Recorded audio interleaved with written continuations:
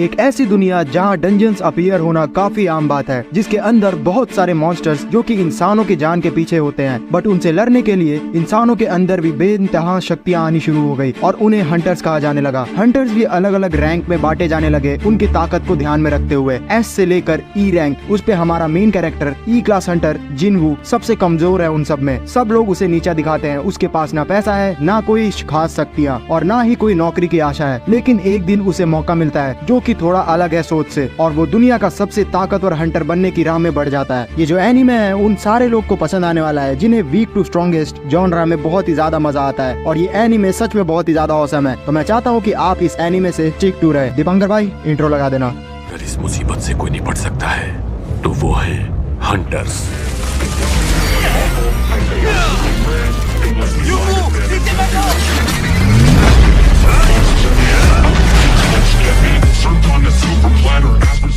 Episode की starting में हम सभी देखते हैं कि एक पार्टी तैयार होती है डंजन के अंदर जाने के लिए, जहाँ पे एक हमारा जो मेन कैरेक्टर जिनवू रहता है वो जैसे ही आता है तो सारे लोग उसके बारे में ही बात करने लग जाते हैं, और कोई भी उसके बारे में अच्छा तो नहीं बोल रहा था। वो सारे लोग उसका पीठ पीछे बुराई कर रहे होते हैं और बोल रहे होते हैं कि सच में बहुत ही ज्यादा एकदम कमजोर है, ये लोअर से लोअर लेवल के डंजन में भी जाता है तो बहुत ही ज्यादा डैमेज होके आता है, लेकिन फिर भी ये वापस आता है ताकि ये लड़ सके इन सभी से। पता नहीं आखिरकार इन पैसों का करता क्या है। और इन सारी बातों को जिनवू भी सुन लेता है और वो बहुत ही ज्यादा एकदम उदास रहता है, लेकिन फिर भी वो बोलता है कि ये लोग सच ही तो कह रहे हैं, मेरे अंदर कोई भी शक्ति नहीं है तो मैं इनके लिए कोई भी अच्छा काम तो नहीं आने वाला हूँ। फिर इसी तरीके से वो आगे बढ़ता है तो उसके सामने एक लड़की आ जाती है जिसका नाम जूही होता है, और वो बोलती है जिनवू को कि जिनवू तुम दोबारा से यहाँ पे क्यों आ गए हो? तुम्हें याद है ना तुम्हें पिछली बार कितना ज्यादा चोट लगा था? जिसपे जो जिनवू रहता है उसके पास कुछ बोलने के लिए रहता ही नहीं है, और इन दोनों के बातों से ये तो लग रहा होता है कि ये जो लड़की जूही है वो बहुत ही ज्यादा चिंता करती है जिनवू की। फिर फाइनली इन सभी के डंजन के अंदर जाने का समय आ जाता है, जहाँ पे जो इनका लीडर होता है इस फाइनल डंजन का वो होता है जूसो, जिसे देख के सारे लोग बहुत ही ज्यादा खुश होते हैं क्योंकि वो बहुत ही ज्यादा एकदम ताकतवर था। फिर ये लोग एक एक करके अंदर जाना शुरू करते हैं, जिसपे कुछ लोग जो रहते हैं जिनवू को बोलते हैं कि तुम थोड़ा संभल के रहना और पीछे ही रहना वरना तुम डैमेज हो जाओगे। जिसपे जो जिनवू था वो हंसते हुए इन्हें रिप्लाई देता है और बोलता है कि हाँ मैं सही रहूंगा, तुम लोग बिल्कुल भी चिंता मत करो। फिर जैसे ही वो अंदर जाने वाला रहता है तो वो अपने हथियार को देखता है जो कि उसने बहुत ही ज्यादा एकदम पैसे खर्चे करके खरीदे थे। फिर भी वो जो हथियार था वो बहुत ही ज्यादा एकदम बेकार था क्योंकि जिनवू के पास ज्यादा पैसे रहते ही नहीं थे, लेकिन वो इस चीज को सोचता है कि कुछ ना होने से कुछ तो सही है, और फिर अंदर घुस जाता है। फिर हमें दूसरी तरफ का सीन दिखाया जाता है जहाँ हमें एक बड़ा सा हेडक्वार्टर दिखाया जाता है जिसके अंदर एक बूढ़ा सा एस हंटर का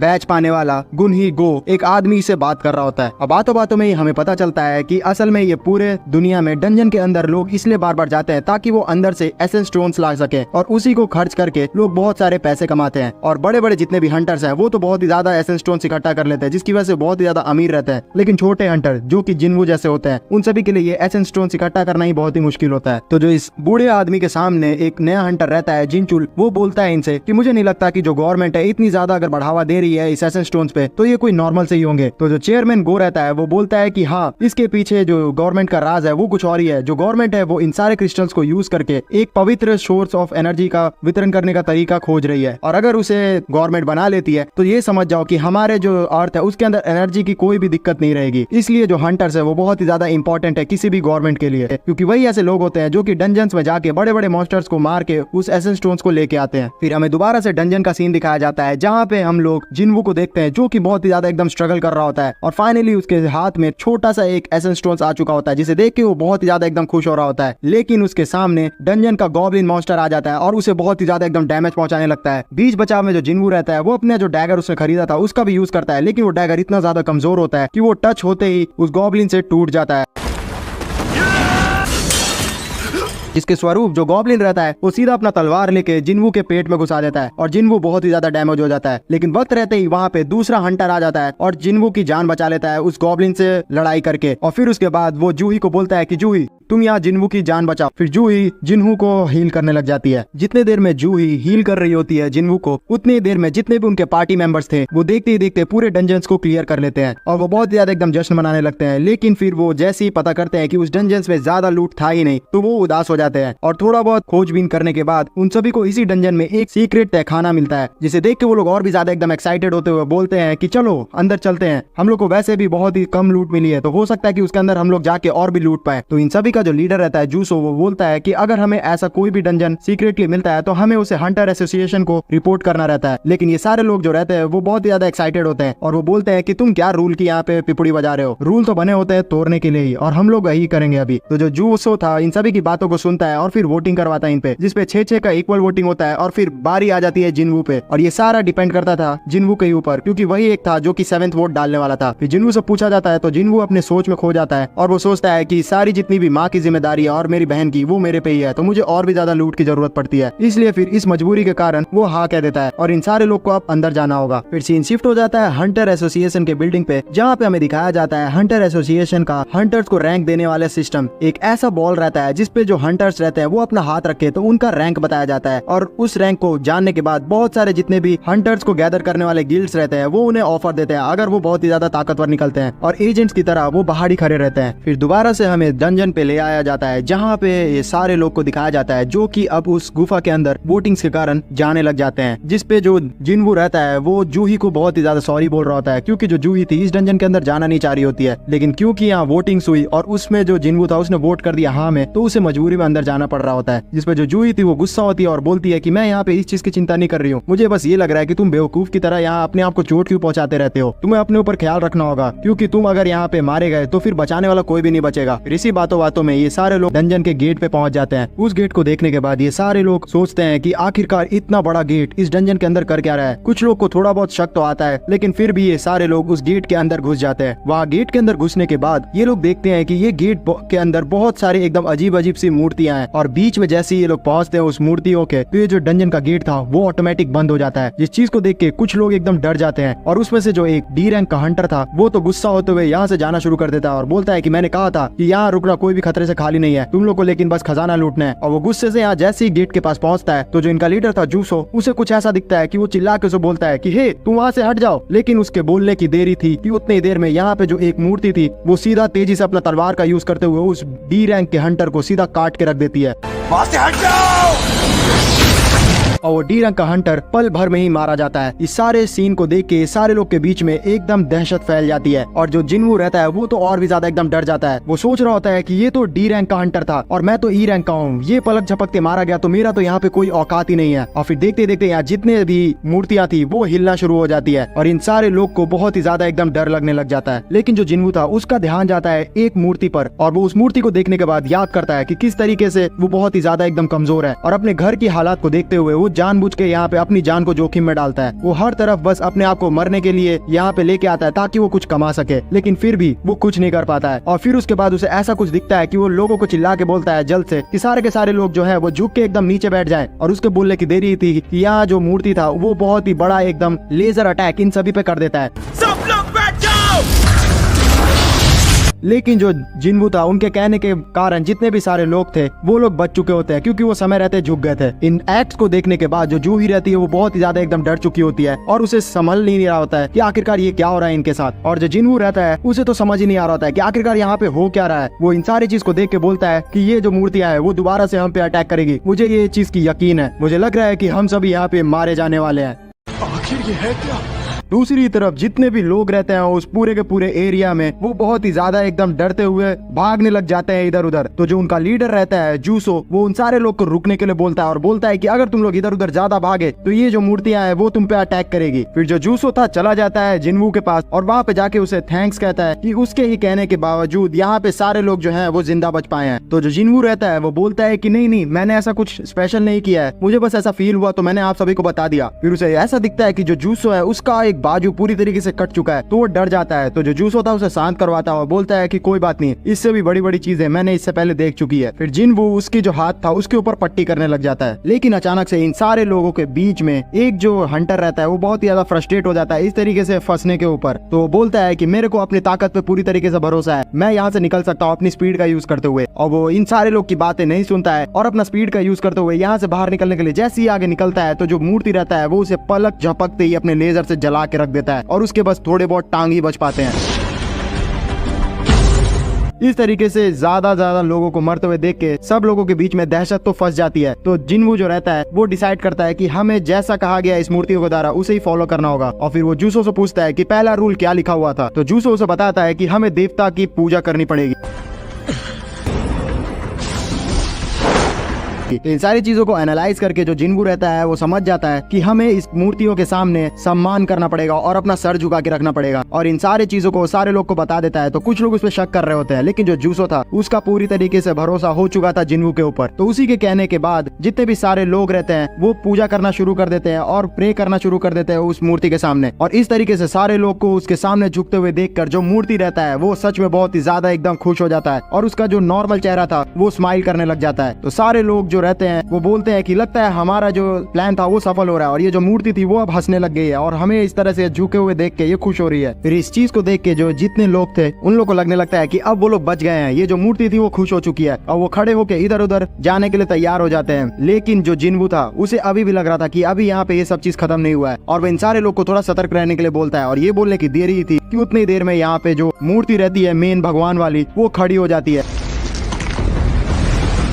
और खड़े होते हुए हंसना शुरू कर देती है। तो जिनवू था वो बोलता है कि सेकंड रूल क्या लिखा हुआ था। तो जूसो उसे बताता है कि हमें इस मूर्ति की तारीफ करनी होगी। तो जिनवू था उसे तो भगवान की तारीफ करने आती नहीं थी। तो इन सभी का एक प्रतिनिधित्व करते हुए सामने एक लोग आ जाता है और वो बोलता है कि मैं यहाँ पे जानता हूँ कि कैसे भगवान की पूजा की जाती है। और वो सामने आते हुए प्रे करना शुरू कर देता है और बहुत सारी तारीफ करता है इस मूर्ति के सामने। लेकिन जो ये मूर्ति थी उसे इस चीज से फर्क नहीं पड़ता है। वो अपना जो पैर रहता है वो सीधा उठाती है इसके ऊपर और कुचल देती है इस पूजा करने वाले पादरी को। तो जिनवू जैसे ही ये सारी चीजों को एनालाइज कर चुका होता है तो वो बोलता है कि जितना भी हम लोग पूजा कर ले ये इस मूर्ति के सामने काम नहीं करती है, तो हमें जल्द से जल्द इधर उधर भागना होगा वरना ये हमें जान से मार देगी। और ये लोग फिर डरते हुए इधर उधर भागना शुरू कर देते हैं क्योंकि ये जो मूर्ति थी वो अपने पैर से कुचलते जा रही थी जितने भी लोग इनके सामने आ रहे थे। इनमें से जो एक आदमी था जिसका अभी जस्ट ही बच्चा पैदा हुआ था जिसके कारण वो यहाँ पे आया था वो बहुत ही ज्यादा एकदम डर चुका होता है। उसे ऐसा लग रहा होता कि मुझे अपनी फैमिली के पास जानी है। तो डर के मारे एक दूसरे मूर्ति के सामने खड़ा हो जाता और बोलता है कि क्या मैं यहाँ पे सेफ रहूंगा। तो जो जूसो था उसे बोलता है कि हे तुम संभल के रहो। लेकिन ये बोलने की देरी थी कि उतनी देर में जो पीछे जो मूर्ति थी उसकी वो उसे दो हिस्सों में एकदम काट देती है।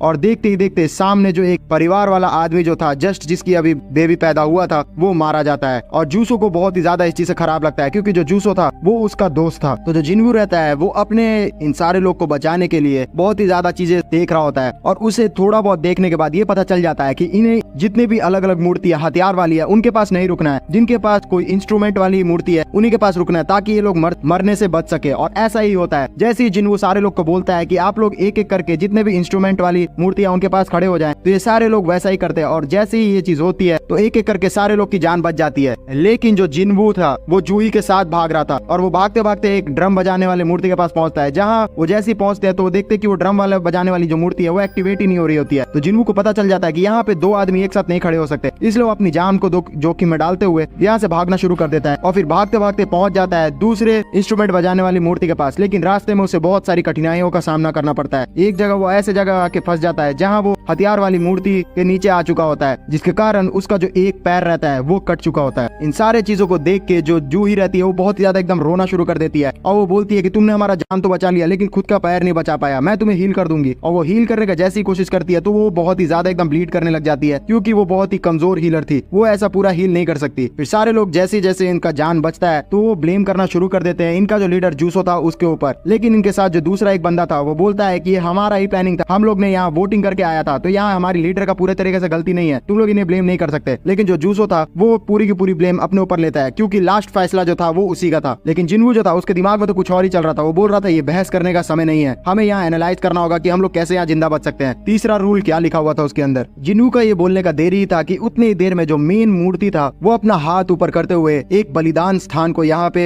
ले आता है, जिसे देख के जो जिनवू था वो समझ जाता है कि यहाँ अब जो ये मूर्ति है वो हमारे में से किसी एक आदमी की बलि मांग रही है। ये पुराणों में बहुत समय से चलते आ रहा है कि जो भगवान होते हैं वो अपनी भक्ति साबित करने के लिए लोगों से बलि मांगते हैं। तो जैसे ही लोगों को पता चलता है कि एक इंसान की उन्हें यहाँ पे बलि देनी पड़ेगी अपना जान बचाने के लिए, तो सारे लोग जूसो को बोलने लग जाते हैं क्योंकि वो वही लीडर था और उसी के कारण उन लोग का ये हालत हुआ है। तो जो जूसो था वो अपना पूरा तरीके से ब्लेम ले रहा था, इसी कारण वो तैयार हो जाता है उस बलि में अपना नाम देने के लिए और वो चला जाता है। लेकिन जैसे ही वो उस घेरे में खड़ा होता है तो देखता है कि एक आग की लौ जलना शुरू हो गई है और कुछ हो नहीं रहा होता है। तो जो जिनवू था वो इस चीज को देख के समझ जाता है कि यहाँ पे अभी कुछ और ही मामला चल रहा है और वो एक एक करके सारे लोग को बोलता है कि हम लोग को सारे लोग को बीच में आके खड़ा रहना पड़ेगा, तभी जाके यहाँ जो बलि का प्रोसेस है वो स्टार्ट होगा। तो जो लोग रहते हैं वो उसका बात सुनते हैं और सारे लोग उस घेरे में आके खड़े हो जाते हैं और उन सभी लोग का एक एक जो लॉ रहता है वहाँ जलना शुरू हो जाता है। इन सभी के वहाँ पे पहुंचने की देरी ही थी कि इस डंजन का जो गेट रहता है वो खुल जाता है, जिसे देख के ये लोग समझ जाते हैं कि अब यहाँ पे बचने का मौका इन सभी को मिल चुका है। और इन सभी लोग में से जो एक लड़की रहती है वो बहुत ही ज्यादा डर चुकी होती है और वो बोलती है कि मैं यहाँ नहीं रुक सकती, और वो मौका देखते ही यहाँ से भाग जाती है। जो जिनवू रहता है उसे रोकने की कोशिश करते रहता है और बोलता है कि हम लोग अगर यहाँ पे नहीं रुके तो सारे लोग मारे जाएंगे। लेकिन जितने जो लोग रहते हैं वो अब उनको मौका दिख रहा होता है यहाँ से निकलने का, तो वो लोग धोखा देते हुए एक एक करके यहाँ से भाग जाते हैं। और लास्ट में 4 लोग बचते हैं, जिसमें से जो एक आदमी रहता है जो कि जिनवू को बहुत ही ज्यादा एकदम खराब माना करता था, वो बोलता है कि मैं सच में तुम्हारी बहुत ही ज्यादा एकदम इज्जत करता हूँ। आज मैं जो भी जिंदा है हम लोग जितने भी लोग, वो सिर्फ तुम्हारी वजह से ही है। अगर तुम नहीं रहते तो हम लोग मर जाते, लेकिन मैं क्या करूँ, मेरा भी एक परिवार है और मैं यहाँ से जाना चाहता हूँ। और वो रोते हुए इन सभी को लास्ट में धोखा देते हुए यहाँ से भाग जाता है। फिर यहाँ पे जूही, जूसो और जिनवू ही बचते हैं, जिसपे जो जूसो रहता है वो बोलता है कि तुम सभी का जिंदगी अभी बहुत ही बाकी है, तुम लोग यहाँ से चले जाओ, मैं यहाँ पे बलिदान देने के लिए तैयार हूँ। तो जो जूसो रहता है वो एकदम तैयार हो चुका होता है बलिदान देने के लिए, लेकिन जिनवू जो था वो बोलता है कि मेरी तो हालत वैसे भी खराब हो चुकी है, बाहर की दुनिया में मैं अब नहीं रह पाऊंगा, इसलिए आप लोग यहाँ से चले जाएं। लेकिन जो जूही थी इस चीज के लिए तैयार नहीं होती है। तो जो जूसो था वो समझ जाता है जिनवू की बात और फिर उसके बाद जूही को पीछे से बेहोश कर देता है और फिर उसे लेके यहाँ से चले जाने लगता है। और वो बोलता है कि मैं माफी चाहता हूँ, लेकिन मैं क्या कर सकता हूँ यहाँ पे। फिर फाइनली यहाँ पे सिर्फ लास्ट में जिनवू ही बचता है, जो कि अपने इस हालात के लिए अपनी किस्मत को बहुत ही ज्यादा कोसना शुरू कर देता है और बोलता है कि मैं इतना ज्यादा कमजोर हूँ, इसी के कारण मैं यहाँ पे फंस चुका हूँ, मैं सच में इतना ज्यादा कमजोर क्यों हूँ। और वो इसी तरीके से रो रहा होता है और देखते देखते जितने भी मूर्तियां अगल बगल खड़ी थी वो सब जिनवू को एकदम चाकू और तलवारों से मारना शुरू कर देती है।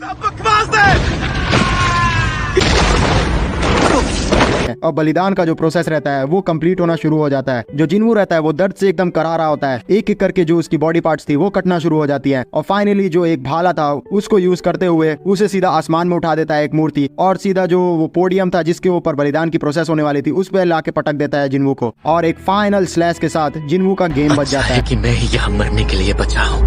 बस एक मौका और। जो जिनवू था लास्ट समय पे भी अपने परिवार के बारे में सोच रहा था और बोल रहा था कि मेरा भी एक परिवार है, लेकिन ये साले धोखेबाज लोग, हमेशा इन लोग के साथ अच्छा क्यों होता है। मैं भी जिंदा जाना चाहता था अपने परिवार के पास, लेकिन मैं नहीं जा पाया, मेरा किस्मत बहुत ही ज्यादा एकदम खराब है, मैं हमेशा से इतना ज्यादा कमजोर था। और ये बोलते हुए जो जिनवू था वो मारा जाता है। लेकिन जीरो टाइम पे हमें ऐसा दिखाया जाता है कि एक पॉपअप विंडो जिनवू के सामने आ चुका है, जिस पे लिखा रहता है कि तुमने एक क्वेस्ट कंप्लीट कर लिया है, तुम्हारी जो जान है वो चली जाएगी 4 मिलीसेकंड पे, अगर तुम ये एक्सेप्ट कर लेते हो तो तुम बच सकते हो। और जिनवू इस चीज को एक्सेप्ट कर लेता है। आखिरी लम्हे में जो जिनवू था वो ये चीज बोल रहा होता है कि काश मुझे एक और मौका मिलता, और उस क्वेस्ट को एक्सेप्ट करने के बाद वो बेहोश हो जाता है। फिर अचानक से उसका नींद खुलता है और वो अपने आप को एक हॉस्पिटल के बेड पे पाता है और वो बहुत ही ज्यादा डरा हुआ होता है। वो नोटिस करता है कि उसके जितने भी हाथ पैर, जितना भी शरीर का पार्ट पे चोट लगा था वो सारे चीज ठीक हो चुकी है। तो उसे ऐसे लगने लगता है कि कहीं वो सपना तो नहीं देख रहा था। उतनी देर में यहाँ पे हंटर एसोसिएशन का एक आदमी जिनचुल आ जाता है और वो बोलता है कि अच्छा तो तुम होश में आ गए। अपना इंट्रोडक्शन देते हुए जिनचुल उसे बोलता है कि मैं ये बस बताना चाहता हूँ तुमको कि जितना भी चीज तुम्हारे साथ हुआ है वो कोई सपना नहीं था। तुम्हारे जितने भी लोग थे उस सब में से सिर्फ 6 लोग ही बचे थे, और उन सारे लोग को बचने के बाद हम लोग जब अंदर गए थे उस डंजन के, तो हमने देखा कि तुम्हारा जो बॉडी है वो ऐसे ही बेहोश होकर पड़ा हुआ है और हम लोग तुम्हें यहाँ ले आए। लेकिन वहाँ पे उस समय कोई भी वो मंदिर या फिर कोई मूर्तियां नहीं थी। तो जिनवू जो था वो बोलता है कि ऐसा कैसे हो सकता है, मैंने वहाँ पे देखा था, सारी के सारी जो मूर्तियां थी वो वहीं पे थी। तो जिनचुल उसे बताता है कि वहाँ कोई भी हमें सबूत नहीं मिला, अगर हमें वहाँ डेड बॉडी भी मिलती तो मैं इतना कह सकता हूँ कि ये सारा शक तुम पे ही जाता, लेकिन तुम बहुत ही ज्यादा एकदम खुश मिजाज हो कि यहाँ पे कोई भी चीज तुम्हारे एकदम विपरीत नहीं जा रही है और तुम्हें बिल्कुल भी शक के दायरे में नहीं रखा गया। जहाँ तक हमारा मानना है कि उतना खतरनाक जो डंजन था उसमें से सिर्फ एस लेवल के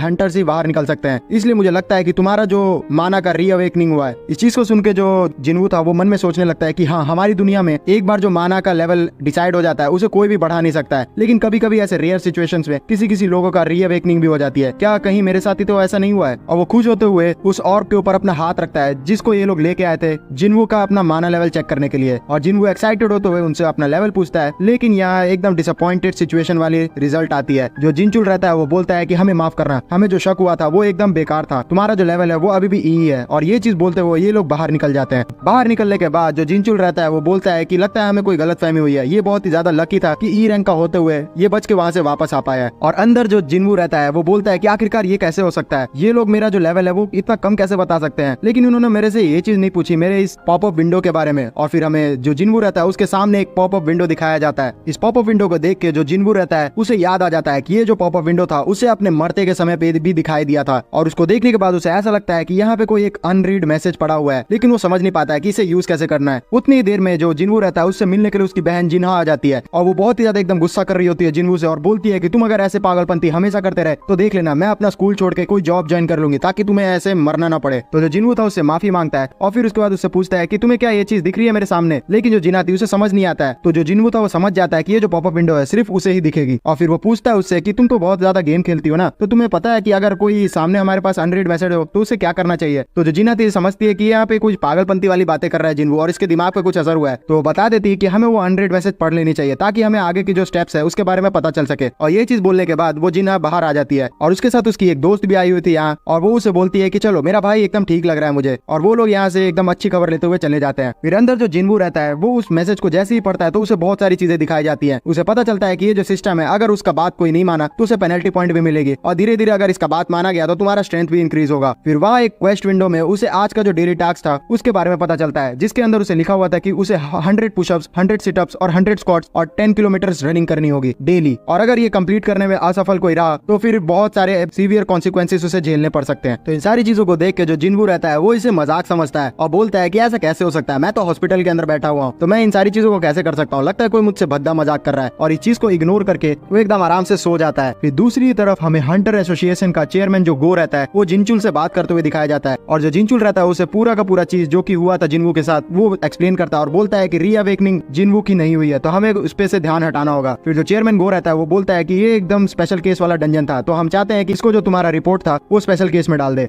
फिर हमें एक नया हंटर गिल्ड दिखाया जाता है जिसके अंदर उसका जो चेयरमैन रहता है चोई, वो एक हीलर से अपनी जो एस रैंक की हीलर रहते हैं उससे बात कर रहा होता है, और उसे बोलते हुए बोलता है कि तुम्हें अब अपना जो बी रैंक का हमारा गिल्ड मिशन करता है उसे कंप्लीट करवाना होगा, और वहां पे जाके मेंटरिंग देनी होगी, तुम बहुत ही ज्यादा एकदम मौसम हो और तुमसे वो लोग बहुत सारी चीजें सीखने को मिलेगी। फिर सीन दोबारा से आ जाता है हमारे हॉस्पिटल के अंदर जहाँ पे हमें जिन्वू एकदम आराम से सोते हुए दिखाई दे रहा होता है। फिर हमें उसका जो पॉपअप विंडो था उसके अंदर दिखाया जाता है कि जो डेली टास्क करने वाला जो टाइमिंग था वो पूरी तरीके से एकदम खत्म हो जाता है, और जिन्वू उस डेली टास्क को कंप्लीट करने के लिए फेल हो चुका होता है, जिसके कारण उसे अब पेनल्टी मिलनी थी। और देखते ही देखते अगल बगल का जो चीज था वो एकदम गायब होना शुरू हो जाता है, और जिन्वू सीधा टेलीपोर्ट हो जाता है दूसरी दुनिया में और एक रेगिस्तान की तरफ पहुंच जाता है। वहाँ जैसे जिन्वू पहुंचता है तो उसे समझ ही नहीं आ रहा होता है कि आखिरकार ये कैसे हो गया, मैं तो एक हॉस्पिटल के बेड में बैठा हुआ था और मैं यहाँ कैसे टेलीपोर्ट हो गया। और ये चीज जिन्वू समझता है कि उतनी ही देर में उसके पीछे एक बड़ा सा सेंटीपीड आ जाता है और वो उसको मारने की कोशिश करने लगता है, लेकिन जो जिन्वू था उसे तो 4 घंटे यहाँ पे सर्वाइव करने थे और वो बहुत ही तेजी से एकदम भाग रहा होता है। दूसरी तरफ जो हॉस्पिटल था वहाँ पे नर्सिस को जैसे ही पता चलता है कि जो जिन्वू है वो यहाँ से एकदम गायब हो चुका है तो वो लोग उसे ढूंढना शुरू कर देते हैं। उन्हें समझ ही नहीं आ रहा था कि जिन्वू जो कि इतना घायल था वो आखिरकार कहाँ गायब हो गया। लेकिन जो जिन्वू था उसकी तो पूरी हालत एकदम खराब थी, वो कैसे कैसे करके जो 4 घंटे का टाइमर था वो पेनल्टी का कंप्लीट कर लेता है और उसकी हालत एकदम खराब हो चुकी होती है। और जैसे ही वो पेनल्टी टाइमर वो कंप्लीट करता है वो सीधा टेलीपोर्ट हो जाता है अपने कमरे के अंदर। उसके सामने एक नोटिफिकेशन आता है जिसमें लिखा रहता है कि पेनल्टी क्वेस्ट सर्वाइवल कंप्लीटेड। इन सारी चीजों को देख के जो जिन्वू रहता है वो ये समझ जाता है कि ये कोई जो पैनल है वो मजाक नहीं है, मुझे इस सिस्टम की बातें माननी पड़ेगी तभी जाके मैं यहाँ सर्वाइव कर सकता हूँ। इसी तरीके से जो जिन्वू रहता है वो डिसाइड कर लेता है कि उसे अब हमेशा इस सारे सिस्टम की जो बात है उसे माननी पड़ेगी, वरना उसे सजा का सामना करना पड़ेगा। और वो डेली फिर अपना 100 सिटअप, 100 स्क्वाट्स और 100 पुलअप्स को कंप्लीट करने लग जाता है और 10 किलोमीटर रनिंग्स भी करने लग जाता है। जितनी भी हॉस्पिटल की नर्सेज रहती है वो उसे देखती है तो वो बोलती है कि मैंने तो सुना था कि जो हंटर है वो जल्दी ठीक होते हैं, लेकिन पता नहीं क्यों उनकी जो हालत थी वो बहुत ही ज्यादा खराब थी, फिर भी हमारे बोलने के बावजूद वो डेली ऐसे रनिंग किया करते हैं। और उसी समय पे उस हॉस्पिटल में जिन्वू को देखने के लिए जूही भी आई रहती है और वो भी देखती है कि यहाँ जो जिन्वू है वो बहुत ही ज्यादा एकदम कड़ी ट्रेनिंग कर रहा होता है, पता नहीं किस कारण। फिर हमें जिन्वू का सीन दिखाया जाता है जहाँ पे जिन्वू जैसे ही अपना डेली मिशन कंप्लीट करता है तो उसे पता चलता है बहुत सारी चीजें इस सिस्टम्स के बारे में। असल में जो सिस्टम है वो डेली मिशन कंप्लीट करने पे जिन्वू को बहुत सारे रिवॉर्ड देता है, जिसमें से वो अपने स्ट्रेंथ, एजिलिटी और बहुत सारी चीजों को भी इंक्रीज कर सकता है। और एट लास्ट पूरे दिन का जो क्वेस्ट था उसे कंप्लीट करने पे जिन्वू को एक लूट बॉक्स भी मिलता है और वो उस लूट बॉक्स को जैसे ही अपने कमरे में जाके खोलता है तो उसमें से इस बार उसको एक चाबी मिलती है। उस चाबी के बारे में जैसे ही जिन्वू पढ़ता है तो उसे पता चलता है कि ये एक डंजन की चाबी है जिसके अंदर वो कभी भी जा सकता है। तो वो एनालाइज करता है कि हो सकता है कि यहाँ पे ये जो चीज है डंजन की चाबी वो भी कहीं ना कहीं से मुझे स्ट्रॉन्ग बनाने के लिए ही दी गई है मुझे। फिर जिन्वू इन सारी चीजों को देखने के बाद अपनी पुराना समय याद करने लगता है कि किस तरीके से जो उसकी माँ थी वो एक अजीब सी बीमारी इंटरनल स्लीप पे चली गई थी और उसी समय पे उनको ठीक करने के लिए वो बहुत ही ज्यादा एकदम एकदम मजदूरी करना शुरू कर दिया था ताकि वो पैसे इकट्ठा कर सके। और उसी समय उसे पता चला था कि वो भी एक हंटर है, और जैसे ही उसे हंटर लाइसेंस मिला तब वो बहुत ही ज्यादा खुश था। लेकिन उसे जैसे पता चलता है कि वो सबसे लीस्ट स्ट्रॉन्ग हंटर है तो वो बहुत ही ज्यादा उदास रहता है। लेकिन फिर भी वो अपनी जान को जोखिम में डालता था डेली, ताकि वो अपनी माँ का इलाज और अपनी बहन का पढ़ाई का खर्चा उठा सके। लेकिन आज वो पल आ चुका है जहाँ पे वो दुनिया का सबसे स्ट्रॉन्गेस्ट हंटर बन सकता है। और इस चीज को सोच के वो बोलता है कि मैं अपनी जितनी भी पॉइंट्स है उसको अपने स्ट्रेंथ में खर्चा कर दूंगा। और वो बहुत ही ज्यादा एकदम मजबूत भी लग रहा होता है। वो अपने एक पंजे से ही पूरा का पूरा जो सेव रहता है उसे तोड़ देता है। फिर कुछ समय बीत जाता है और हमें जिनवू एक टनल के सामने दिखाई दिया जाता है, जहाँ पे उसे बोला गया था इस चाबी को लेके जाने के लिए, तभी वो डंजन के अंदर जा सकता है। और वो वैसा ही करता है। वहाँ पहुँचने के बाद वो उस चाबी का यूज करते हुए उस डंजन को ओपन कर देता है। और उसके अंदर जाने से पहले वो सोचता है कुछ, और फिर उसके बाद बोलता है कि कोई बात नहीं, वैसे भी इस डंजन से मैं जब चाहूँ बाहर निकल सकता हूँ, तो मुझे कोई भी दिक्कत नहीं होगी। और वो डंजन खोल देता है और उसके अंदर चला जाता है। लेकिन जैसे ही वो अंदर पहुंचता है तो जो उसका सिस्टम था वो उस डंजन के जो एग्जिट था उसे बंद कर देता है। तो जिनवू इस चीज से डर जाता है और बोलता है कि अब मैं कैसे बाहर निकल सकता हूँ यहाँ से। तो जो उसका सिस्टम था उसे बताता है कि ऐसा है कि तुम्हें यहाँ पूरी तरीके से इस डंजन को क्लियर करना पड़ेगा, तभी जाके तुम यहाँ से बाहर निकल सकते हो। तो जो जिनवू था वो बहुत ही ज्यादा एकदम डरते हुए बोलता है कि आखिरकार मैं यहाँ से बाहर कैसे निकल सकता हूँ, क्योंकि मैं 2 लेवल के मॉन्स्टर्स को भी मार नहीं सकता था, मैं अकेले इस डंजन को कैसे क्लियर कर पाऊंगा। लेकिन क्योंकि अब उसकी मजबूरी हो गई थी इसलिए वो नीचे चला जाता है। जिनवू के नीचे पहुंचने के बाद बहुत सारे गॉब्लिन्स दिखना शुरू हो जाते हैं, और उन सभी को देख के जो जिनवू था डर जाता है, क्योंकि पहले के लाइफ में जो जिनवू था वो बहुत ही ज्यादा कमजोर हुआ करता था और वो इन गॉब्लिन्स को मार नहीं पाता था। ये बहुत ही ज्यादा कमजोर होते हैं, फिर भी जिनवू इन्हें नहीं मार पाता था, इसलिए उसके अंदर एक डर था। लेकिन जो गॉब्लिन्स थे वो तो बहुत ही ज्यादा एकदम आक्रामक हो रहे थे, और देखते ही देखते वो जिनवू पे अटैक करना शुरू कर देते हैं। तो जो जिनवू था वो बहुत ही ज्यादा स्ट्रगल कर रहा होता है, और किसी तरीके से वो एक जो गॉब्लिन था उसे मारने में सफल हो जाता है। फिर उसके अंदर थोड़ी सी कॉन्फिडेंस आती है और वो उन गॉब्लिन से बहुत ही अच्छी तरीके से लड़ना शुरू कर देता है। और देखते ही देखते जो जिनवू था उन सारे गॉब्लिन्स को मार देता है।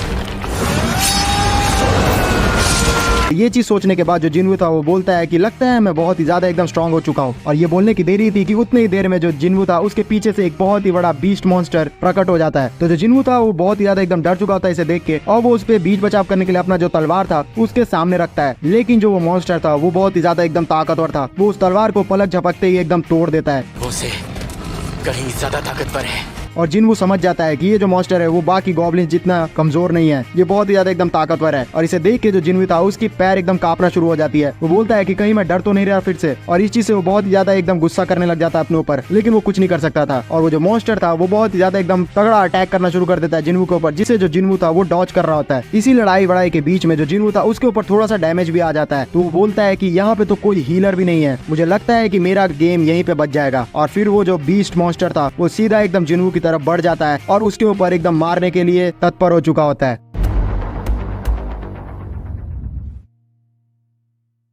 तो जो जिनवू रहता है वो बहुत ही ज्यादा एकदम स्ट्रगल कर रहा होता है, और उसे ऐसा लग रहा होता है कि अब वो यहीं पे खत्म हो जाएगा और इस बीस्ट को वो मार ही नहीं सकता। लेकिन मौका देखते ही वो अपने आप को मोटिवेट करता है और बोलता है कि नहीं, अब मैं हमेशा डरते नहीं रह सकता। और वो अपना मुक्का तैयार करते हुए एक जोरदार मुक्का दे मारता है उस बीस्ट को, जिसके कारण जो बीस्ट रहता है वो दूर जाके गिरता है। इस चीज को देख के जो जिनवू रहता है वो समझ जाता है कि वो अब बहुत ही ज्यादा एकदम स्ट्रांग हो चुका है, क्योंकि उसने अपने स्टैट पॉइंट्स बढ़ा लिए हैं और उसकी जो स्फूर्ति थी वो भी बहुत ही अच्छी हो चुकी होती है। वो उछल कूद भी बहुत ही अच्छी तरीके से कर रहा होता है, जिसके कारण वो सर्वाइव तो कर रहा होता है, लेकिन इस बीस्ट को पूरी तरीके से मार नहीं पा रहा होता है। तो वो सोचता है कि अब मैं क्या करूँ, यहाँ पे मेरे पास अगर कोई ना कोई हथियार रहता तो फिर मैं इसे तुरंत मार सकता था। और इस चीज को बोलते ही उसे याद आ जाता है कि ये जो सिस्टम है उसे एक इन्वेंट्री भी दिया है, और वो इन्वेंट्री में जैसे ही जाता है तो वो एक हथियार उसे दिखती है उसके अंदर, और वो उसे तुरंत ही निकाल देता है। और उस तलवार को लेने के बाद जो जिनवू रहता है वो तेजी से उस हथियार से उस बीस्ट के ऊपर अटैक कर देता है, और उस हथियार की ताकत के कारण वो जो बीस्ट था वो पल भर में एकदम चित हो जाता है। तो जो जिनवू था इस चीज को देख के थोड़ा खुश होता है और फिर बोलता है कि ये जो हथियार है वो बहुत ही ज्यादा महंगा है, मैं सच कहूँ तो अपनी असल जिंदगी में इसे कभी खरीद ही नहीं पाता। और वो थोड़ी चैन की सांस लेता ही है कि उस बीस्ट के मरते ही यहाँ 2 बीस्ट और उसके सामने आ जाते हैं। और फिर जिनवू एकदम गहरी सांस लेता है और बोलता है कि चलो इसको शुरू करते हैं। फिर जिनवू अपने ताकत का यूज करते हुए और तलवार का यूज करते हुए उस बीस्ट को भी मारने की कोशिश करता है, लेकिन ये जो बीस्ट था वो अपने मुंह में उस तलवार को फंसा लेता है, जिसे देख के जो जिनवू था वो समझ जाता है कि ये जो बीस्ट है वो अपने मुंह से बहुत ही ज्यादा एकदम ताकतवर है। लेकिन जो जिनवू था अपनी स्ट्रेंथ का यूज करते हुए एक तेजी से जोरदार लात दे मारता है उस बीस्ट को, और फिर तलवार की धार की वजह से उसका जो गर्दन था वो उड़ा देता है और एक बीस्ट वहीं पे मारा जाता है। ये तलवार मिली है और जिसके कारण जो दूसरा बीस्ट रहता है वो पहले ही इस चीज को देख के हार मान जाता है और भाग जाता है। फिर जिनवू चैन की सांस लेता है और एक जगह कोने में बैठता है और फिर अपने स्टैट विंडो को देखता है तो वो समझ जाता है यहाँ पे उसका लेवल 2 हो चुका है और उसका जितना भी घाव था वो भी हील हो चुका है। तो उसे ये चीज पता चलता है कि जितनी बार भी वो अपना लेवल अप करेगा उतनी बार उसकी जो घाव हुआ उसे जितना भी डैमेज हुआ होगा वो सारे हील हो जाएंगे और जो नॉर्मल ट्रेनिंग वो करता है उससे उसका लेवल अप जल्दी नहीं होगा। यहाँ पे जो रियल फाइट करेगा उसी से उसका जल्दी लेवल अप होगा। फिर जिनवू अपना जितना भी उसने बीस्ट मारा था यहाँ पे उनके पास चला जाता है उनके अंदर लूट करने के लिए और उसे ऐसा लग रहा होता है कि ये कोई ई रैंकी का डंजन है तो इससे कुछ खास तो लूट मिलेगा नहीं उसे, इसलिए वो थोड़ा अपना जो मनसा था वो एकदम कम करके ही रहता है। फिर वो जैसे उस बीस्ट के पास जाता है तो उसे उसके अंदर से कुछ नहीं मिलता बल्कि यहाँ पे जो एक पॉपअप विंडो उसके सामने आता है उसमें से उसे लूट मिलता है और फिर वो बोलता है कि हाँ यार मैं ही बेवकूफ हूँ, ये तो पूरा गेम की तरह है इसलिए मुझे यहीं पे ध्यान देना चाहिए था। और उसे फिर इन्वेंट्री का एक पॉपअप आता है जैसे ही वो लूट देखता है और वो दिखा रहा होता है उसे कि अभी तक वो कोई भी आइटम उस शॉप से खरीद नहीं सकता है लेकिन हाँ ये आइटम बेच जरूर सकता है। और जिनवू ऐसा ही करता है, ये जो आइटम उसे बीच से मिला था वो उसे बेच देता है जिसके बदले में उसे 20 गोल्ड कॉइन मिलते हैं और वो जान नहीं पा रहा होता है कि आखिरकार ये जो गोल्ड कॉइन है उसकी रियल जिंदगी में वैल्यू क्या होती है। उसे ऐसा लग रहा होता है कि ई रैंक के डंजन से उसे 20 गोल्ड कॉइन मिले हैं इसलिए इनकी वैल्यू कुछ खास नहीं होगी। फिर जिनवू डिसाइड करता है कि उसे अपनी जिंदगी में एक दूसरा मौका मिला है, वो हमेशा से स्ट्रॉन्ग बनना चाहता था, क्या पता ये जो मौका है वो उसे दुनिया का सबसे स्ट्रॉन्ग बना सकता है। लेकिन फिर वो अपने आप को थोड़ा ठीक करता है और बोलता है कि नहीं यार इतना भी ज्यादा मैं स्ट्रॉन्ग नहीं बन सकता, लेकिन फिर भी मुझे ये मौका मिला है तो मैं इसको वेस्ट नहीं करूंगा। और फिर वो अपना मन बांध लेता है और लड़ाई करने के लिए तैयार हो जाता है। और उसी समय हमें दिखाया जाता है कि वो जो बीस्ट एक भागा था जिनवू से डर के, वो अपने साथ बहुत सारे बीस्ट को लेके आ चुका होता है और जिनवू इस भीड़ को देख के भी डरता नहीं है इस बार और बोलता है कि चलो फिर हो जाए स्टार्ट, तुम सारे जो लोग हो वो भी मेरे साथ सर्वाइव करना चाहते हो और मैं भी सर्वाइव करना चाहता हूँ तो चलो इसको शुरू करते हैं। और फिर उसके बाद मौत का खेल यहाँ स्टार्ट हो जाता है और जिनवू बहुत ही तगड़ा एकदम एक एक करके अपने तलवार का यूज करते हुए उन सारे बीस्ट को मार रहा होता है, जिसके बदले में इसका जो सिस्टम था वो लगातार लेवल अप का नोटिफिकेशन दे रहा होता है। इसे देख के ये तो पता चल रहा होता है कि जैसे जैसे जिनवू इन सारे बीस्ट को मार रहा होता है उसका एक एक करके बहुत ज्यादा जल्दी एकदम लेवल अप हो रहा है। हमें लड़ते रहना है जब तक हम। फिर कुछ देर बाद जो जिनवू था इन सारे बीस्ट को मार देता है और वो एक जगह चैन की सांस लेता है और अपना इन्वेंट्री चेक करता है तो देखता है कि बहुत सारी लूट इन सारे बीस्ट के कारण उसे मिली है और उसे एक नया टाइटल भी मिला है, वुल्फ अशासिन। इन सारे चीजों में उसे सबसे ज्यादा जरूरी टेलीपोर्टेशन स्टोन लगता है और वो सोचने लगता है कि क्या मुझे अब यहाँ से लौट जाना चाहिए। लेकिन उसके दिमाग में आता है कि ये जो डंजन है वो अभी तक खत्म नहीं हुआ है, क्या पता मुझे इसके बाद कभी भी स्ट्रॉन्ग बनने का मौका ना मिले, इसलिए मुझे यहाँ से जाना नहीं चाहिए। और ये चीज सोचने के बाद वो आगे बढ़ जाता है उस डंजन के और अंदर। दूसरी तरफ जो सिटी रहता है वहाँ पे हंटर एसोसिएशन जूही को कॉल करते हैं और फिर उसके बाद उसे बोलते हैं कि यहाँ पे तुम्हारे पास में एक कहीं जगह पे एक डंजन ब्रेक हो रहा है और हमें वहाँ हीलर्स की जरूरत पड़ रही है। लेकिन जो जूही थी वो कहीं ना कहीं अब ये सारी चीजों को छोड़ना चाह रही थी, इसलिए वो मना करना चाह रही होती है। लेकिन क्योंकि अब वो जो डंजन था वो ब्रेक हो रहा है तो उसे इस चीज के लिए हामी भरने की कोशिश करनी पड़ रही होती है। फिर सीन हमारा दोबारा से डंजन के अंदर आ जाता है जहाँ पे जिनवू रहता है और जो जिनवू था आगे बढ़ने के बाद बहुत सारे बंदर वाले मॉन्स्टर्स को भी मारता है। उतना ही मायावी दानवों को हराना, जिसे मारने के बाद उसका बहुत ही ज्यादा एकदम लेवल अप हो रहा होता है और साथ ही साथ उसे एक्सपीरियंस पॉइंट्स भी मिल रहे होते हैं। लेकिन साथ ही साथ जो उसका जो तलवार था वो बहुत ही ज्यादा एकदम डैमेज हो चुका होता है। इसी बीच उसे ये भी पता चलता है कि जिन मॉन्स्टर्स के सामने उसे सफेद रंग दिखेगा तो वो उसके बराबर नहीं है, वो उससे कम है, और जिनके सामने ऑरेंज रंग दिखेगा वो उसके बराबर के लेवल के हैं। और जिस मॉन्स्टर के चारों तरफ उसे रेड कलर दिखेगा मतलब वो उन्हें हराने में बहुत ही ज्यादा एकदम असमर्थ है और वो बहुत ही ज्यादा ताकतवर मॉन्स्टर्स हैं। पहले जो बीस्ट थे वो ऑरेंज कलर के दिख रहे थे जिनवू को, लेकिन अब वो व्हाइट हो चुके हैं, इसका मतलब जिनवू अब उनसे ताकतवर हो चुका है। और फिर फाइनली हमें जिनवू का लेवल दिखाया जाता है जो कि अब 15 हो चुका होता है। जो जिनवू था और भी अंदर जाया जा रहा होता है इस डंजन के और फाइनली वो उस डंजन के बॉस के गेट के पास आ चुका होता है। नीचे देखते वक्त वो बोलता है कि मुझे नहीं लगता कि मैं इस मेन बॉस को मार पाऊंगा यहाँ पे, क्योंकि मुझे यही बाहर से ही फील हो रहा है कि ये सच में बहुत ही ज्यादा एकदम ताकतवर मॉन्स्टर है। लेकिन फिर भी जो जिनवू था उसने अब डिसाइड कर लिया होता है कि वो किसी चीज से भी नहीं डरेगा और वो अंदर चला जाता है। वहाँ अंदर जाने के बाद हम लोग को बहुत ही ज्यादा एकदम डरावना सीन दिखाया जाता है। वो एक सबवे स्टेशन होता है जिसके अंदर बहुत ही बड़ा एकदम एपोकलिप्टिक जगह हो चुका होता है और उसी के अंदर एक बड़ा सा जो सरपेंट रहता है वो यहाँ का फाइनल बॉस रहता है। लेकिन सरप्राइजिंग बात ये थी ये जो बॉस था वो भी ऑरेंज कलर का ही था, इसका मतलब ये जिनवू के बराबर का था। इतना ज्यादा जिनवू ने लेवल अप कर लिया था कि वो अब बॉस के भी बराबर के लेवल का हो चुका है। लेकिन फिर भी जो जिनवू था इससे डर रहा होता है क्योंकि जो उसका तलवार था वो बहुत ही ज्यादा डैमेज हो चुका था और बिना हथियार के इससे लड़ना नामुमकिन ही था। जो सांप था वो देखते ही जिनवू को एकदम अटैक कर देता है और जो जिनवू था उससे बहुत ही ज्यादा एकदम बुरी तरीके से पिट रहा होता है और एक ही अटैक से जो जिनवू का तलवार था उस सांप ने तोड़ दिया होता है और जो आधा तलवार बचा हुआ था जिनवू उसी से स्ट्रगल कर रहा होता है और उसके जो शरीर रहता है उसको भेदने की कोशिश कर रहा होता है। लेकिन जो उस सांप का शरीर था वो बहुत ही ज्यादा एकदम मजबूत था और उस डैगर टूट जाने के कारण जो जिनवू था वो एकदम भेद ही नहीं पा रहा था उसका जो शरीर था उसको, जिसके कारण जो जिनवू था बहुत ही बुरी तरीके से एकदम मार खाना शुरू कर देता है। तुम्हें क्या? इस तरीके से मार खाते हुए जो जिन्वू था वो हार मानने के लिए तैयार हो जाता है, लेकिन फिर उसे अपनी बेइज्जती याद आती है कि उसे जिंदगी में दूसरा मौका मिला है और वो अपने आप को बहुत ही ज्यादा मजबूत करा सकता है। किस तरह से जो लोग थे वो उसका मजाक उड़ाया करते थे, क्योंकि वो दुनिया का सबसे वीकेस्ट हंटर में से एक था, इसलिए वो अब ये मौका बिल्कुल भी नहीं जाने दे सकता है। मैं उन सारे लोग को गलत साबित करके रहूंगा। और ये चीज बोलने के बाद वो अपने आप को मोटिवेट करता है और सीधा अपना जो स्ट्रेंथ उसने आज तक बढ़ाया था उसको यूज करते हुए सीधा उस सांप का जो शरीर था उसको तोड़ देता है। और वो जो सांप था वो भी समझ जाता है कि अब उसका गेम बजने वाला है, इसलिए वो बहुत ही ज्यादा जोरों से चिल्लाना शुरू कर देता है। पतवार नहीं।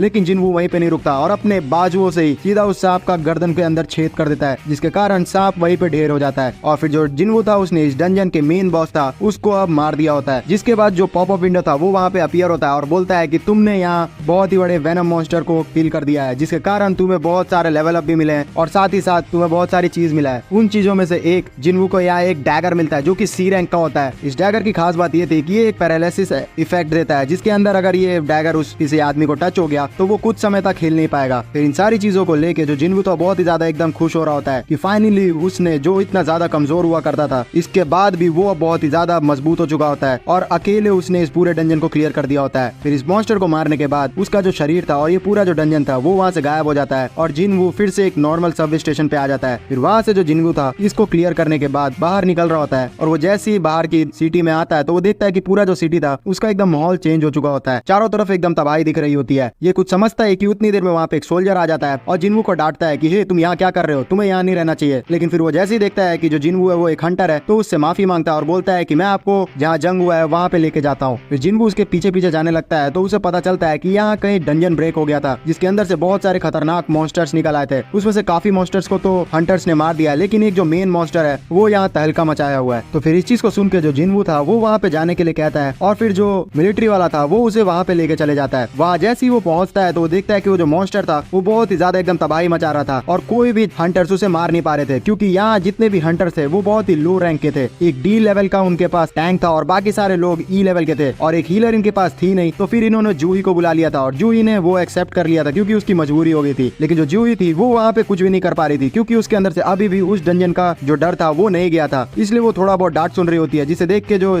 जिन्वू था वो भी उसके लिए थोड़ा बहुत बुरा फील करता है। इस सारी चीज को एनालाइज करके जिन्वू जो था वो बोलता है कि ये जो टीम है वो कभी भी उससे नहीं जीत सकती, क्योंकि ये जल्दबाजी में बनाई गई टीम है और वो जो मॉन्स्टर है उसका जो कवच है वो बहुत ही ज्यादा मजबूत है। लेकिन पता नहीं, देखता हूँ ये जो मॉन्स्टर है वो डी लेवल का लग रहा है मुझे, शायद से मैं इसे हरा सकूं। और फिर जो जिन्वू के पास टूटी हुई तलवार थी वो उसे बहुत ही ज्यादा एकदम तेजी से फेंकने के लिए उस मॉन्स्टर पे तैयार हो जाता है और एक जोरदार अटैक अपने हथियार से वो सीधा उस मॉन्स्टर के सिर पे कर देता है, जिसके कारण जो उस मॉन्स्टर का कवच था वो टूट जाता है। और फिर जितना भी ये लोग डैमेज दे रहे थे हंटर्स की टीम वो इस मॉन्स्टर पे एकदम असर करने लग जाता है, जिसके कारण जो मॉन्स्टर था वो उसी समय एकदम ढेर हो जाता है। इस पूरे हंटर टीम का जो टैंक था वो विश्वास ही नहीं कर पाता है, उसे समझ ही नहीं आ रहा था कि आखिरकार यहाँ पे हम लोग इतने देर से इससे लड़ रहे थे लेकिन ये कुछ भी नहीं हो पा रहा था इसके साथ। लेकिन पता नहीं अचानक से इसके ऊपर ऐसा क्या अटैक हुआ, ये तुरंत ही मारा गया। और फिर इधर उधर देखने के बाद उसे जिन्वू की फेंकी हुई छोटी सी तलवार मिल जाती है, जिसे वो मिलिट्री वाले को दिखाता है और बोलता है कि ये आखिरकार तलवार किसकी है। तो जो मिलिट्री वाला था वो बोलता है कि अच्छा वो तो उस हंटर की है। लेकिन जो जिन्वू था वो उस तरफ खड़ा ही नहीं था और वो वहाँ से चुका था, लेकिन सारे लोग उसे जाते देख रहे थे और ये जो टैंक था वो देख रहा होता है उसको और बोलता है मन में कि कहीं वो बहुत ही ज्यादा ताकतवर तो नहीं है। उसने एक छोटे से ही अटैक से इस बड़े से मॉन्स्टर को तुरंत ही हरा दिया। और जो जूही थी वो भी जिन्वू को देख लेती है और वो बोलती है कि जिन्वू तुम इतने ज्यादा मजबूत कब से हो गए। और जो जिन्वू था वो तो सोचता है कि मैंने ये नहीं सोचा था कि कभी भी ये जो मॉन्स्टर था वो इतनी इजी अटैक से मेरे से मारा जाएगा, शायद से वो बहुत ही ज्यादा डैमेज हो चुका होगा। और फिर ये चीज बोल के वो वहां से जाने लग जाता।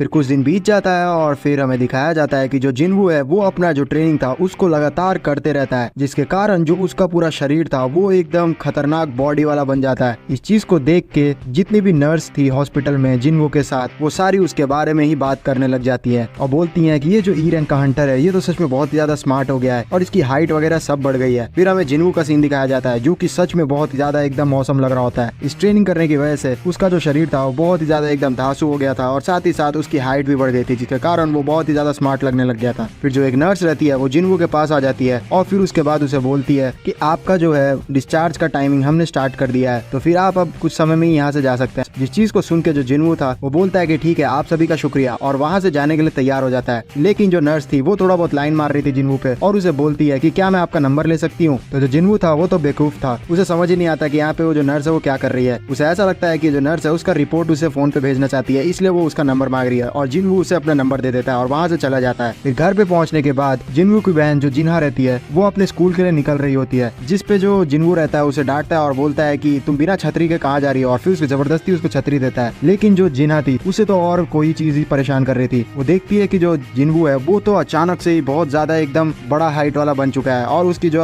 बॉडी है वो भी एथलेटिक हो चुकी है, और इस चीज के लिए जो जिनवू को भी बताती है। तो जो जिनवू था इस चीज को फील करता है और बोलता है कि हाँ, मुझे ऐसा तो लग रहा है कि मेरा जो बॉडी है वो पहले से ज्यादा सही हो गया है। और अपने कमरे में जाने के बाद वो अपना सिस्टम चेक करने लग जाता है, जिसमें वो देखता है कि बहुत सारे जो उसने स्टैट्स पॉइंट थे अपने शरीर पे खर्च किए हैं, जिसके कारण वो बहुत ही ज्यादा एकदम सही बन गया एकदम शरीर में। और फिर कुछ जो पॉइंट्स बचे हुए थे वो सोचता है कि सारे के सारे स्ट्रेंथ पे डालना सही नहीं रहेगा, क्योंकि मेरी जो स्ट्रेंथ है वो ठीक ठाक बढ़ चुकी है, लेकिन बाकी सारी चीजों की मुझे भी बहुत जरूरत है। इसलिए वो ये चीज बोलने के बाद जितना भी उसके पास पॉइंट बचा था, स्किल पॉइंट, उसे सारे को अपने इंटेलिजेंस पे खर्च कर देता है। फिर वो खोज में लग जाता है एक जॉब की, क्योंकि उसे अपना घर को चलाने के लिए जॉब की जरूरत थी। लेकिन अब वो थोड़ा बहुत ताकतवर हो चुका था, जिसके कारण वो अब नॉर्मल जॉब्स तो ले ही सकता था। और वो फिर मोबाइल में सर्च करने लग जाता है कि कोई भी डंजन में अगर हंटर की जरूरत हो रही हो तो वो वहाँ पे जा सकता है। और फाइनली उसे एक मिल जाता है डंजन, जो कि सी लेवल का होता है। वहाँ पे जैसे ही वो पहुंचता है तो उनका जो लीडर रहता है वो जिनवू को बोलता है कि तुम ई लेवल के हो, मैं जानता हूँ कि तुम हमारे साथ लड़ नहीं सकते हो सी लेवल के डंजन पे, लेकिन मैं इतना तुम्हें बता दूं कि तुम्हें अंदर जाके कोई किसी भी चीज को मारना नहीं है, ना फिर कोई भी चीज को तुम्हें टच नहीं करना है, और जाके तुम्हें उन सभी से लड़ना भी नहीं है। हम तुम्हें बचाते रहेंगे, इस चीज का टेंशन मत लो। इसलिए तुम्हें लूट में भी भागीदारी नहीं मिलेगी, लेकिन ये चीज तुम्हें जरूर बता देता हूँ कि तुम्हें इस रेड के खत्म होने के बाद 20,000 पॉइंट्स हम लोग देंगे। और फिर वो जिनवू को कॉन्ट्रैक्ट देता है, जिसपे जो जिनवू था वो साइन कर देता है। जिनवू तैयार हो जाता है इनके साथ डंजन के अंदर जाने के लिए, और वहाँ पे आया हुआ था डंजन में जिनहो मिलता है, और ये एक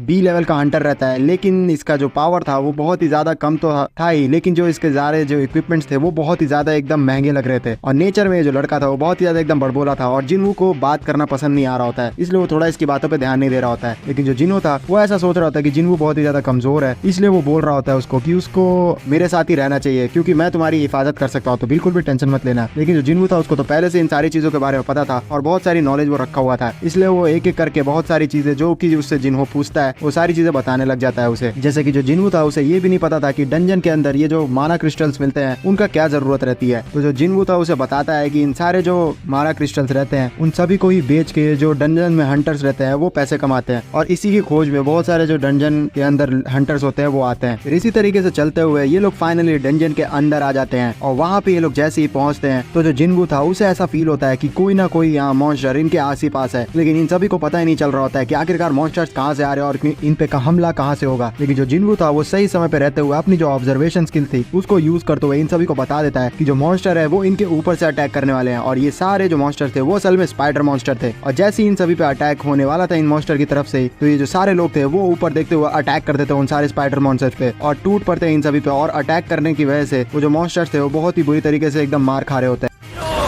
देखना मेरा बात, चलो सबको खत्म करते हैं। जो जिनवू था वो एक एक चीज को ऑब्जर्व कर रहा होता है, और वो बोलता है ये जो टीम है इसके अंदर कोई भी हीलर नहीं है, लेकिन ये लोग बहुत ही ज्यादा एकदम ताकतवर लग रहे हैं, और इनका ये जो लीडर है ये भी बहुत ही ज्यादा मेरे को ताकतवर लग रहा है। मुझे लगता है कि ये लोग सच में बहुत ही ज्यादा कॉन्फिडेंट है, इस चीज को संभाल लेंगे ये लोग। दूसरी तरफ जो जिनहो रहता है वो भी अपने महंगे इक्विपमेंट्स के कारण बहुत ही इजीली इन सारे मॉन्स्टर्स को मार रहा होता है, और पलक झपकते ही जितने भी स्पाइडर मॉन्स्टर थे इन लोगों ने खत्म कर दिए थे।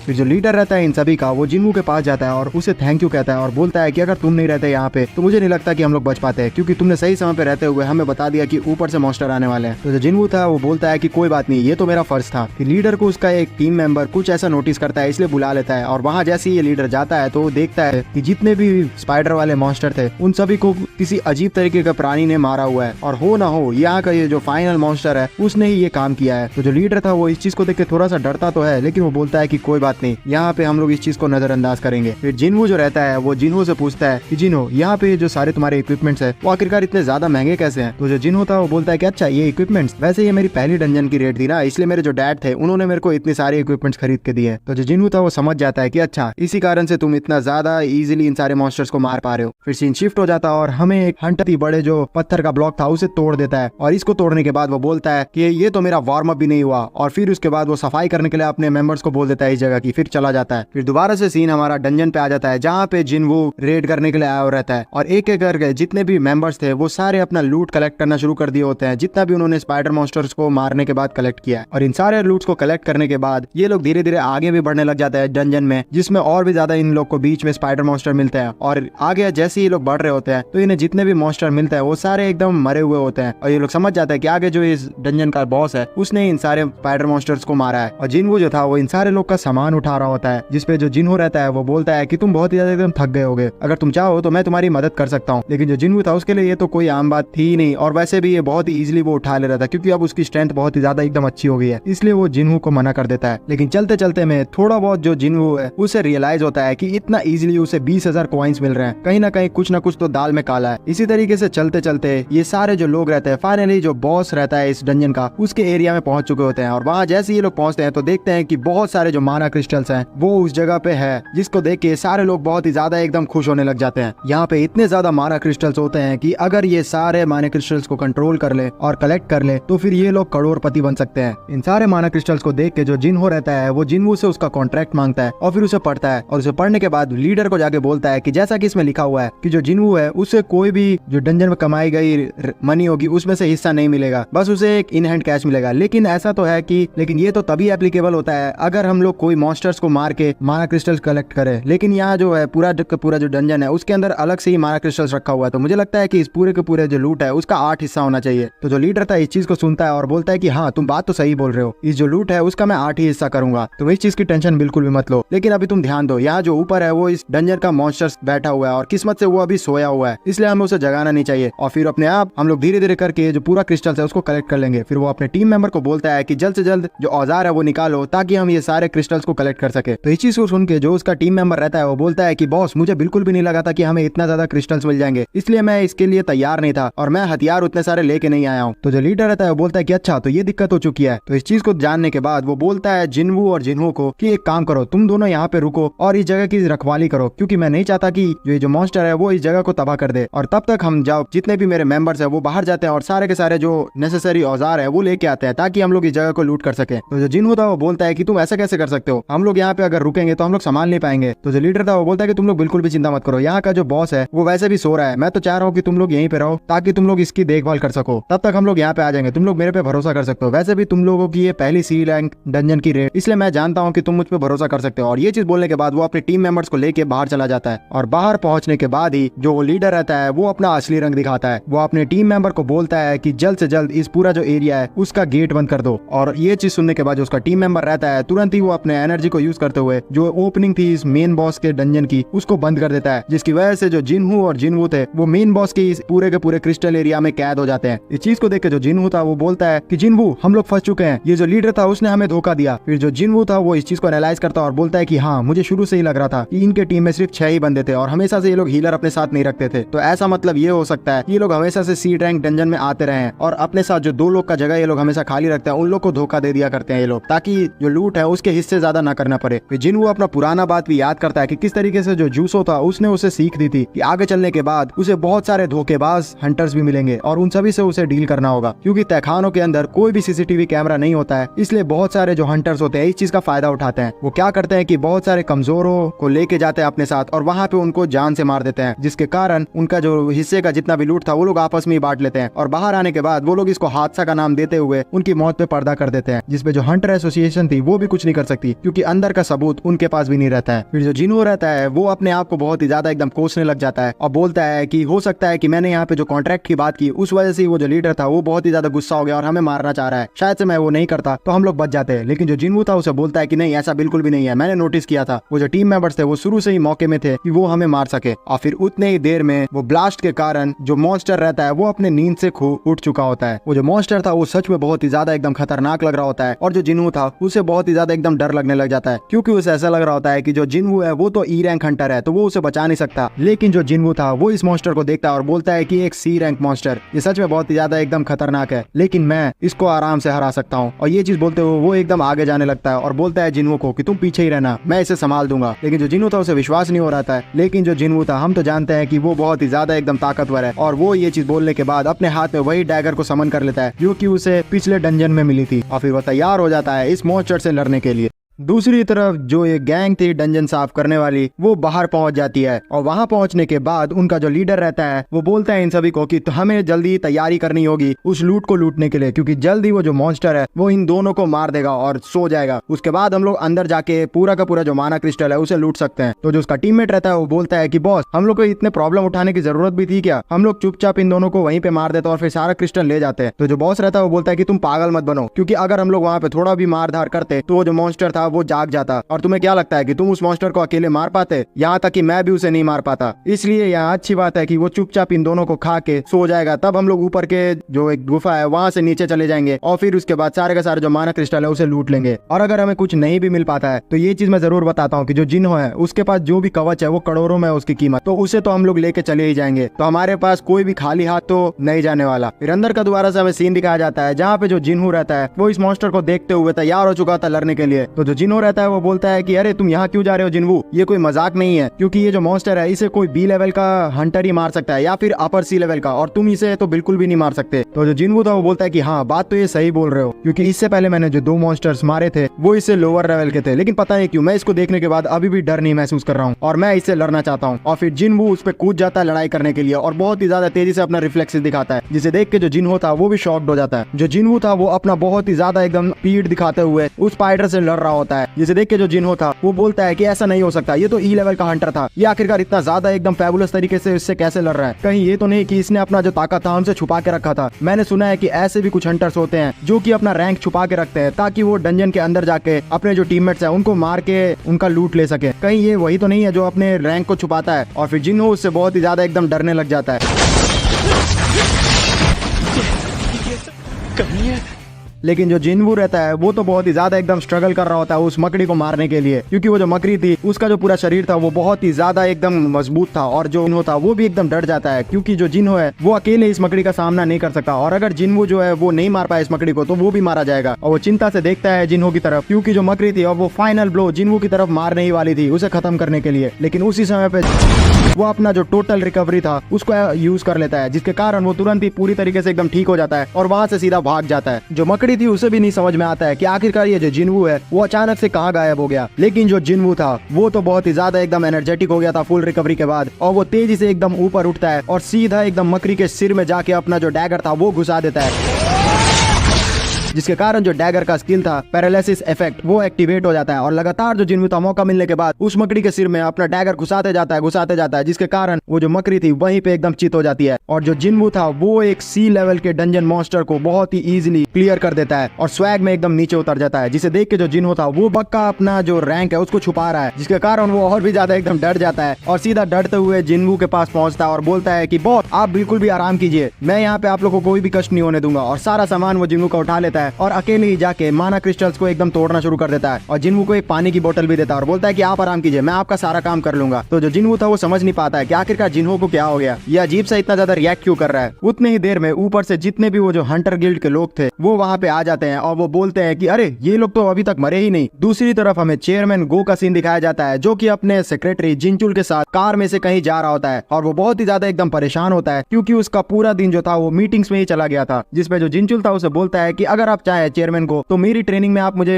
हेल्प कर सकते हैं, जिससे आपको भी थोड़ा बहुत एकदम फ्रेशनेस का एहसास होगा। तो जो चेयरमैन गो था इस चीज को सुन के एकदम अच्छा खुश हो जाता है और बोलता है कि हाँ चलो इस चीज के लिए मैं तैयार हूँ, मैं बूढ़ा जरूर हो गया हूँ लेकिन आज भी मैं यंगस्टर की मदद करने के लिए पीछे नहीं हटता हूँ। और ये चीज बोलने के बाद ये दोनों चले जाते हैं हंटर एसोसिएशन के बिल्डिंग में ट्रेनिंग करने के लिए। जब नहीं आता है उतनी देर में वो जो लोग रहते हैं वो जिन्वू को एक जोरदार अटैक कर देते हैं और जिन्वू दौड़ जाकर गिरता है, जिसे देख के जो जिन्हो था वो जोर से चिल्लाता है कि बॉस आप मारे गए क्या। जो जिन्वू था इस अटैक से बहुत ही ज्यादा एकदम डैमेज हो चुका होता है और नीचे नीचे गिरने के बाद वो बहुत ही ज्यादा एकदम अपने मन में रो रहा होता है। वो बोलता है कि ऐसा क्यों है, हमेशा इस दुनिया में ऐसा क्यों है कि कमजोरों को मारा जाता है। मुझे हमेशा से बहुत ही ज्यादा कमजोर माना गया है, लेकिन मैंने इस चीज से एकदम ठान लिया था अपने अंदर कि मैं इस चीज से एकदम भागूंगा नहीं। लेकिन फिर भी क्यों ऐसा क्यों होता है कि जो मजबूत लोग होते हैं वो कमजोरों को हमेशा एकदम परेशान किया करते हैं। और वो इस चीज को सोचते हुए बहुत ही ज्यादा एकदम गुस्सा होते हुए जाग उठता है, जिसे देख के जो जिन्हो था वो बहुत ही ज्यादा एकदम खुश हो जाता है। फिर जो जिन्हो था वो सारी बातों को याद करते हुए धीरे धीरे करके इन सभी के पास एकदम बढ़ना शुरू कर देता है और वो मार दिया जाता है। तो जो हंटर वाले लोग थे वो बोलते हैं कि अरे यार ये तो बहुत ही बड़ी बड़ी बातें कर रहा है। और उनमें से जो एक आदमी रहता है वो जिन्हो के पास चला आता है और उसके कंधे पे हाथ रखते हुए बोलता है कि यार देखो बुरा मत मानना, लेकिन यहाँ पे हमारा यही है धंधा, इसलिए हम लोग तुम्हें छोड़ तो नहीं सकते। लेकिन जो जिन्हो था उसने अब डिसाइड कर लिया था कि वो इंसानों का खून करने के पीछे एकदम रुकेगा नहीं। और सीधा एकदम देखते ही वो जो हंटर था उसका गर्दन, और वो हंटर कुछ बोल ही नहीं पाता है। जो ये लोग रहते हैं वो समझ ही नहीं पाते कि आखिरकार इनका जो डी लेवल का हंटर था वो पल भर में कैसे मारा गया एक ई रैंकर हंटर से। फिर बदले में ये लोग गुस्से में एकदम अटैक करना शुरू कर देते हैं जिन्हो के ऊपर और चाह रहे होते हैं किसी तरीके से भी गुस्से में उस जिन्हो को जान से मार देने का। जो जिन्हो था उसके सर पे एकदम खून सवार हो गया था और वो अपना स्पीड का यूज करते हुए और डैगर का यूज करते हुए बहुत ही तेजी से एकदम इधर उधर टेलीपोर्ट होते हुए एक एक हंटर को मारना शुरू कर देता है। अचानक से कोई हथियार कैसे आ गया? अभी तक तो कोई भी हथियार नहीं था इसके पास, लेकिन जो जिन्हो था वो एकदम रुकने ही नहीं वाला था। एक एक करके पल भर में जितने भी हंटर्स थे उन सभी को वो खत्म कर देता है और बस इनका एक लीडर ही बचता है। जो जिन्हो था वो बहुत ही ज्यादा और भी ताकतवर हो चुका था, क्योंकि उस मेन बॉस को मारने के बाद उसका बहुत ही ज्यादा एकदम लेवल अप हो गया था। जो इन सभी का लीडर रहता है वो बहुत ही ज्यादा एकदम भौचक्का हो चुका होता है कि आखिरकार किस तरीके से एक ई लेवल हंटर ने इसकी पूरी की पूरी टीम जो पल भर में है उसे खत्म कर दिया। लेकिन फिर भी वो अपने मन में सोचता है कि अभी तक ये बहुत ही ज्यादा एकदम कमजोर हो गया होगा इन सभी से लड़ते हुए, तो मैं अपने आप को बहुत ही ज्यादा एकदम हार्ड कर लूंगा। कहीं ना कहीं जो इसकी शक्ति है वो इसका स्पीड है और इसका जो डैगर है वो है। अगर मैं अपने शरीर को बहुत ही ज्यादा एकदम मजबूत कर लूं तो फिर ये मेरा कुछ भी नहीं उखाड़ पाएगा। और ऐसा ही वो करता है, वो तुरंत ही अपने आप को बहुत ही ज्यादा एकदम मजबूत कर लेता है और सीधा जिन्हो की तरफ बढ़ने लग जाता है। लेकिन जो जिन्हो था उसे तो बिल्कुल भी फर्क नहीं पड़ता है, क्योंकि उसके अंदर एकदम सुपर स्ट्रेंथ थी और वो अपने बेयर हैंड से ही इस पूरे गिल्ड के लीडर को इजीली एकदम पटक के रख देता है। जिसे देख के वो जो लीडर था वो भी नहीं समझ पाता इसने मुझे एकदम बेयर हैंड से ही पटक के रख दिया, और वो समझ जाता है कि अब कोई भी नहीं बच सकता। मिस्टर वॉन मांगना शुरू कर देता है भाई कौन है, लेकिन जिन्हो बिल्कुल भी नहीं सुनता है और सीधा उस लीडर के गर्दन उड़ा के रख देता है और वहीं पे वो मारा जाता है। इसी तरीके से जो जिन्हो था और जिन्हो थे वो बच के इस डंजन से बाहर आ जाते हैं और वहां पे आने के बाद लेवल के जो हंटर्स है वो आखिर अंदर कैसे बच गए, जबकि इतने ज्यादा जो मजबूत हंटर थे वो सारे लोग अंदर मारे गए। लेकिन फिर भी उसे लगता है कि ये दोनों तो किसी भी हालत में उन दोनों को नहीं मार सकते, इसलिए वो इन सभी के उस पे हामी भर देती है और साइन कर देती है। लेकिन जो जिन्हो था उसे तो कोई और इंसानों के मारने पे क्यों रिवॉर्ड दे रहा है। फिर उस एजेंट के चले जाने के बाद जो जिन्हो रहता है वो जिन्हो को थैंक्स कहता है कि तुमने मेरी आज जान बचा ली, सच में मैं वहाँ पे मारा जाता अगर तुम नहीं होते। तो जो जिन्हो था वो बोलता है कि कोई बात भी नहीं। फिर सीन शिफ्ट हो जाता है और एक हमें दूसरी जगह पे बहुत ही ज्यादा एकदम तगड़ा हंटर दिखाया दिया जाता है, जो कि इस खबर को जैसे ही सुनता है तो वो बहुत ही ज्यादा एकदम गुस्सा हो जाता है और असल में ये वो उसी लीडर का भाई होता है और उसने अब सोच लिया होता है कि वो जल्द से जल्द ये जो लोग हैं जिन्होंने उसके भाई का कत्ल किया है उसे खत्म कर देगा और उसके सर पे एकदम खून सवार हो चुका होता है। अब ये नहीं पता कि आखिरकार जो जिन्हो है वो बच पाएगा कि नहीं, क्योंकि ये जो हंटर है वो असल में एक एस लेवल हंटर है और जिन्हो पता नहीं अभी तक उतना ज्यादा स्ट्रांग हुआ है कि नहीं कि वो एस लेवल के हंटर से लड़ाई कर सके। इसलिए आगे के जो एपिसोड आने वाले हैं उसमें सच में बहुत ही ज्यादा एकदम मजा आने वाला है। इसलिए मैं चाहता हूँ कि आप हमारे चैनल को सब्सक्राइब करके रखें और बेल आइकन जरूर दबाएं, ताकि आपको तुरंत ही उसका जो नेक्स्ट पार्ट आने वाली है उसके बारे में पता चल जाए। और अगर आप लोग हमसे कनेक्ट होना चाहते हैं तो हमारे जो डिस्क्रिप्शन में दिए हुए इंस्टाग्राम के लिंक है आप वहाँ पे हमें फॉलो भी कर सकते हैं। तब तक के लिए बाय।